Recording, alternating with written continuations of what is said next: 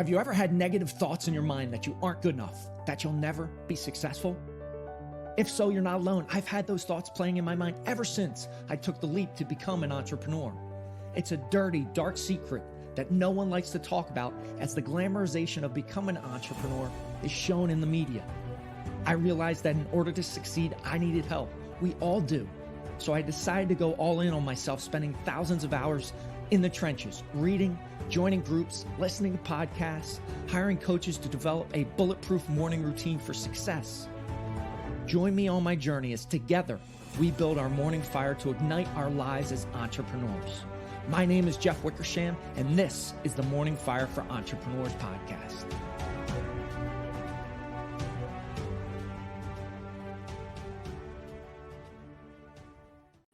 Welcome to the Morning Fire for Entrepreneurs podcast. I am excited to have special guests with me today, Tim Fitzpatrick. Tim, welcome to the show. Jeff, thanks for having me, man. I'm excited to dig into this today. Awesome. So am I. So let's start out with some breathing. Real quick, we're going to do 3 power breaths in through the belly, up through the chest. We're going to raise our hands above our head. Go ahead and breathe in and out. Good. Another breath in and out.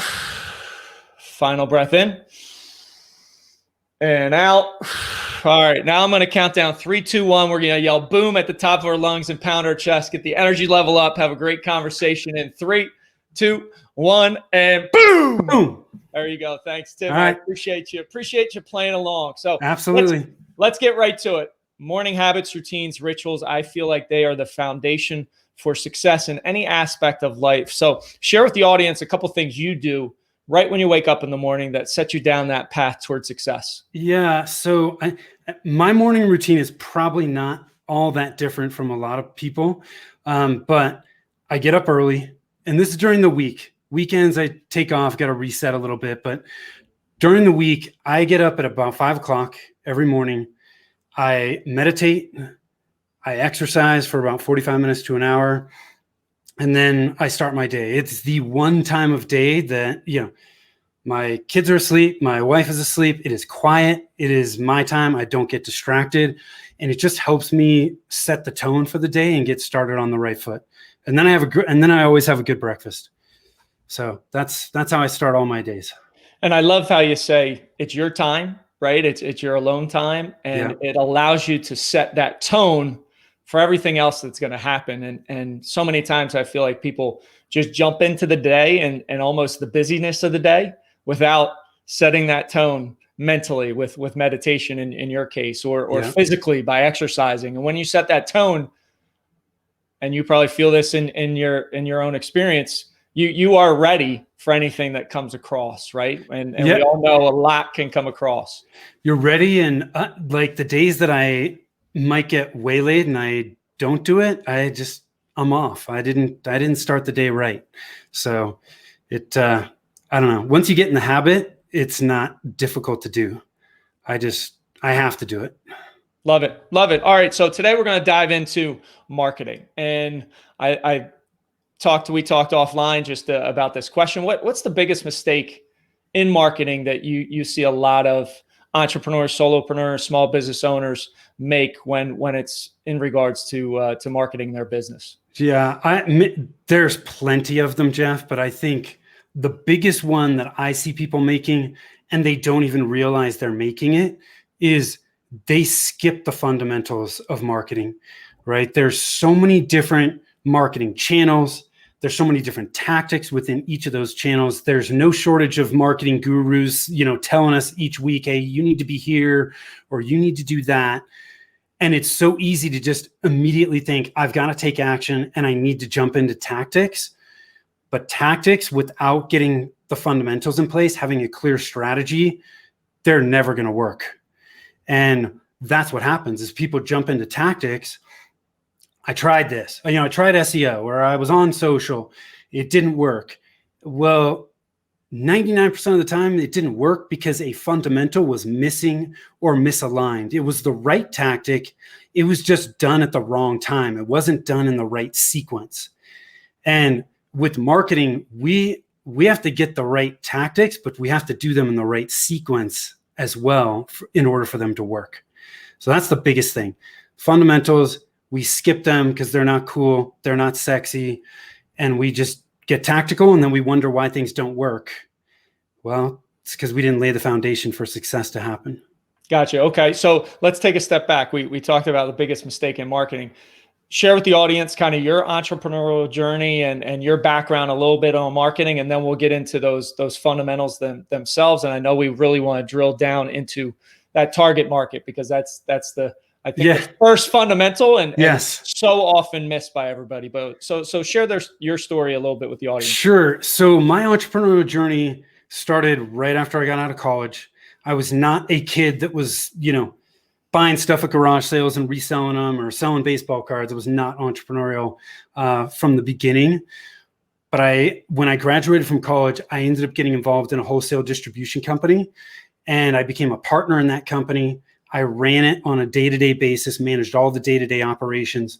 We grew at about 60% a year on average for 9 years, and we sold it in 2005.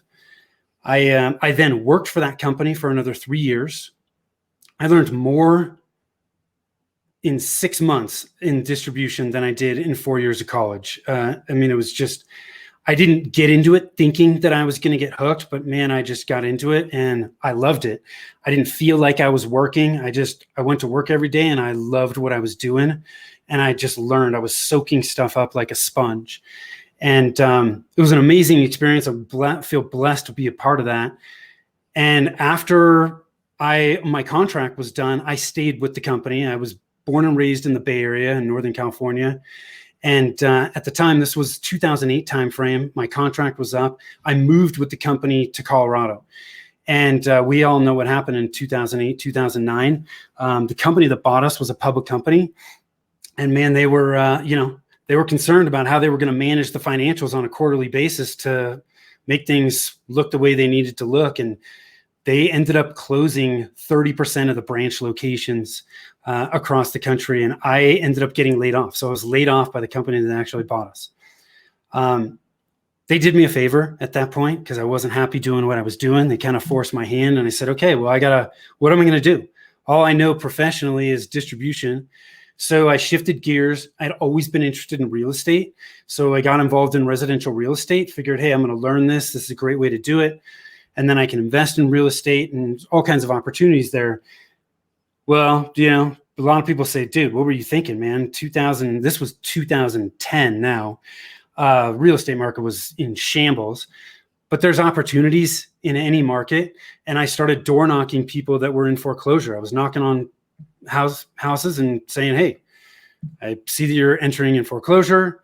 I may have an opportunity to help you if that's something you're interested in. And I started doing short sale business where I was selling houses for less than what they were worth, working with the bank to get that approval. The problem I ran into, a couple of things. One, I was putting myself outside my comfort zone every day. So I was really pushing myself. And in that regard, it was really good for me. But I reached a point where I was waking up in the morning and I'm like, I don't want to do this. I was dreading every day. And that was such a stark contrast to what I was used to with distribution. What am I doing? I need to shift gears again. And that's when I started thinking about what I loved about distribution, where my skill sets really were. And that's when I shifted into marketing, which is what I'm doing today.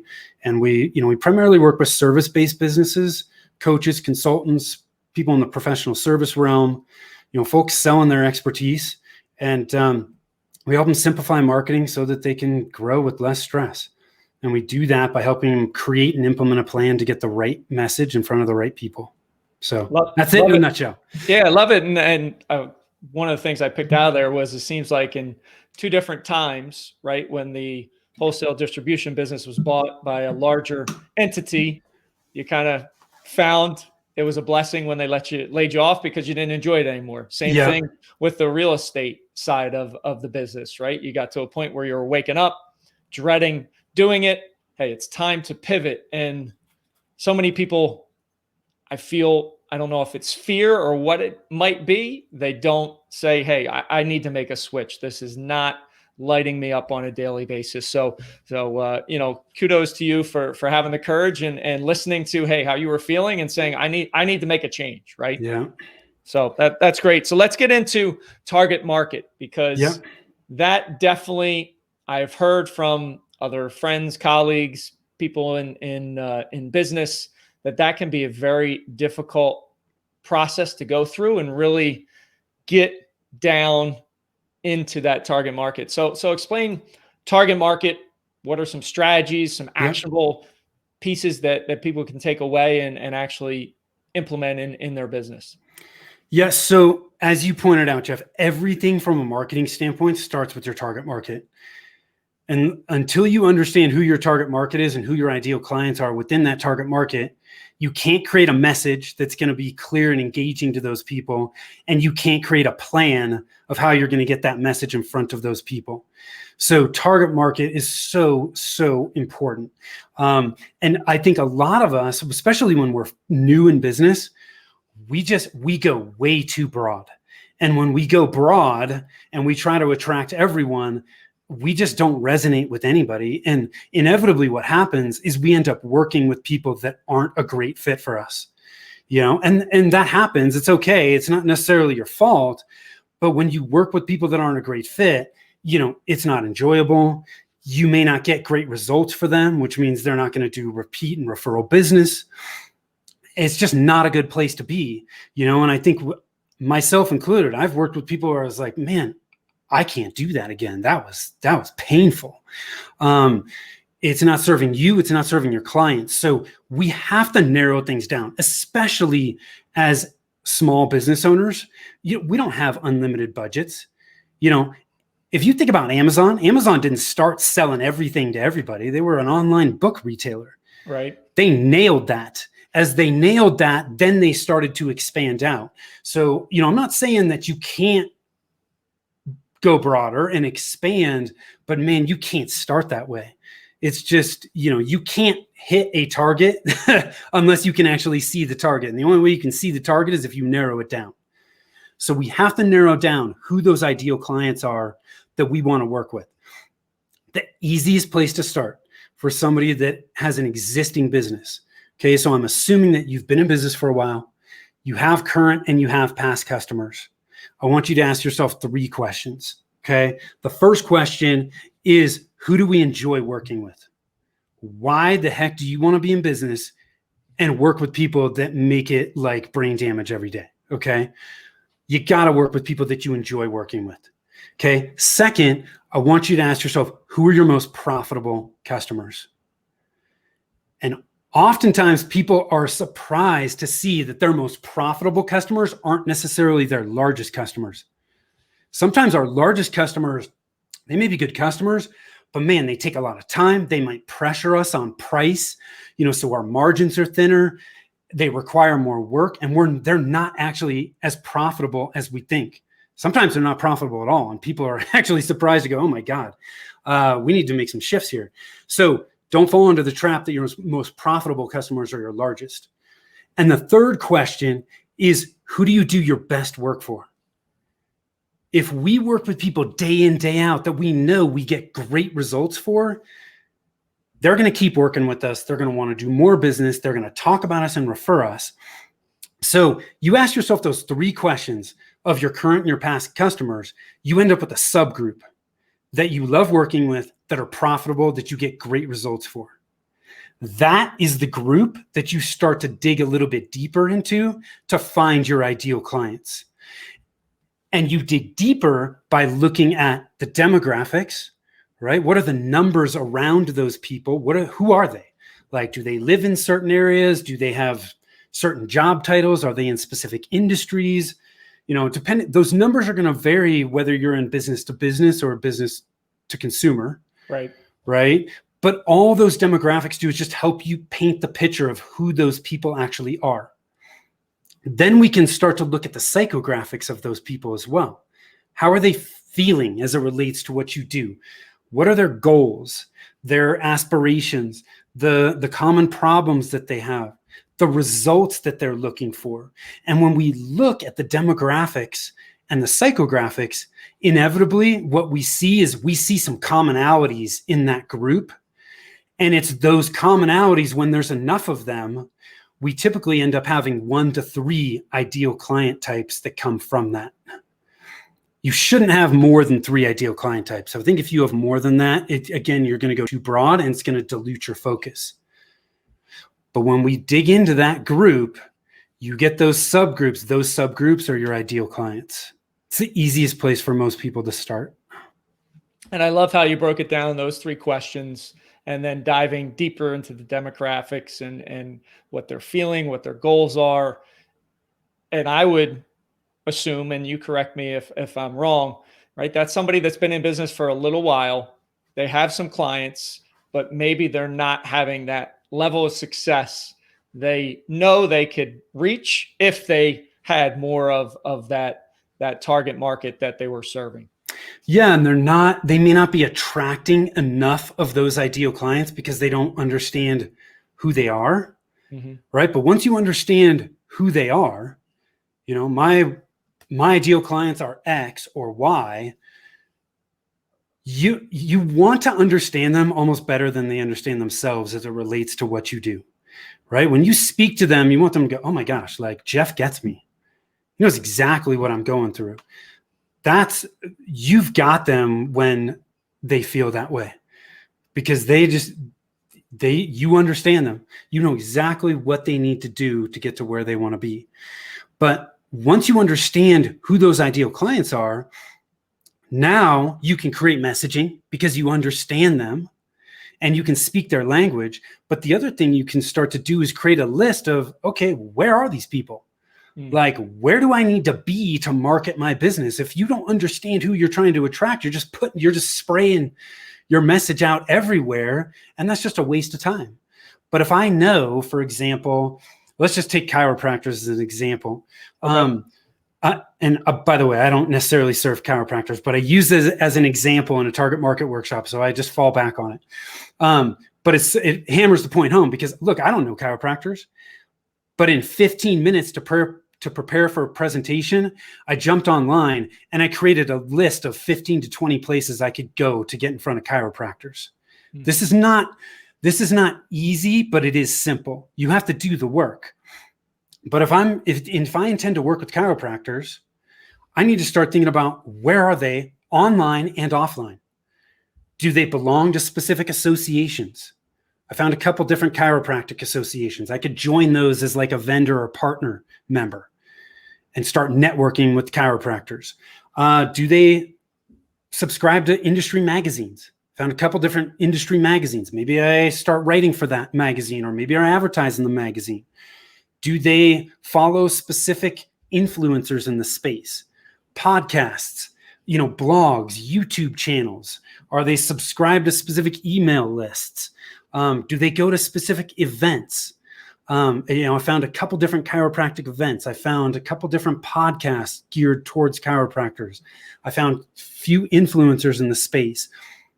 All of this was in a matter of 15 minutes. If I spent an hour, I could have probably found 2 to 3 pages worth of content. And now I've got a list of all the places I can be. It doesn't mean I have to go to every one of those, right, but I can start cherry picking the ones that I think make the most sense and just start working those areas where they are and see what happens. But I can't create that list until I first know who the hell I'm trying to attract. That's why it's so important. And I love how first it's what's your target market? Who are you going to attract? And that next step of where are these people? And I love the example you shared there, Tim, where it was chiropractors. I just went online and I found magazines, associations, groups, and then you can get so hyper focused on being where they hang out. Yes. And social media is great, but many times you're just throwing out messages to people that you don't even know if they have those goals, if they have those feelings that your target market has. And it's closing your eyes and throwing a dart towards a dartboard that you can't see. Yeah. Yeah. We need to fish where the fish are, right? And that list is where the fish are. too many people they don't go through that exercise. They just feel like, well, we gotta be here. And they just start taking action without putting the foundation in place that's going to help that action they take be successful. Yeah, no, I love those pieces. Love how you took us through that process related to the target market. And then, hey, it's not easy to find it's easy, but it's simple, but it's not easy, right? Yes. You just have to do the work. And so many people aren't willing necessarily to do the work. And your example of 15 minutes on Google, finding all these places. I mean, once you get that target market, then you can go specifically fish in that area where they're at. Yep. Awesome. Cool. Tim, do you have anything else you want to share with the audience? I know you had something you wanted to share, kind of give away to the audience so that they could grab, and then also, where can people find you? Yeah, I appreciate it, Jeff. The best place to find us is our website, which is rialtomarketing.com. That's RIALTO marketing.com. If they go to rialtomarketing.com/morning-fire-for-entrepreneurs, there's some free resources there to help with target market messaging and creating a plan, those are those fundamentals that we help people get in place and then help them manage and implement their plan. Go there, take advantage of the free resources. If you run into roadblocks, you're not quite sure what that next step should be, just click the get a free consult button and be happy to chat with you and help you push through those stumbling blocks to help you get on the right path. If you want to connect with me personally, the best place is LinkedIn. Search me up on LinkedIn. It's linkedin.com/in/Tim P as in Paul Fitzpatrick. Awesome. Thank you, Tim, for being on the show. Appreciate it, Jeff. Thanks for listening. Thanks for watching. Have an amazing rest of your day. Rise, fight, love, repeat. Get after it. And I'll talk to you soon.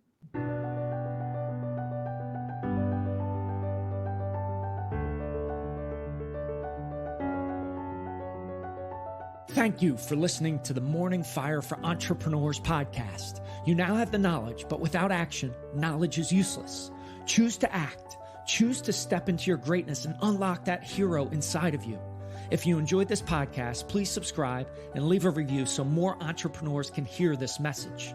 If you absolutely love this podcast, which I hope you do, then share it up with someone you know who might see benefit from it. Become that beacon of change, and together we can impact the world.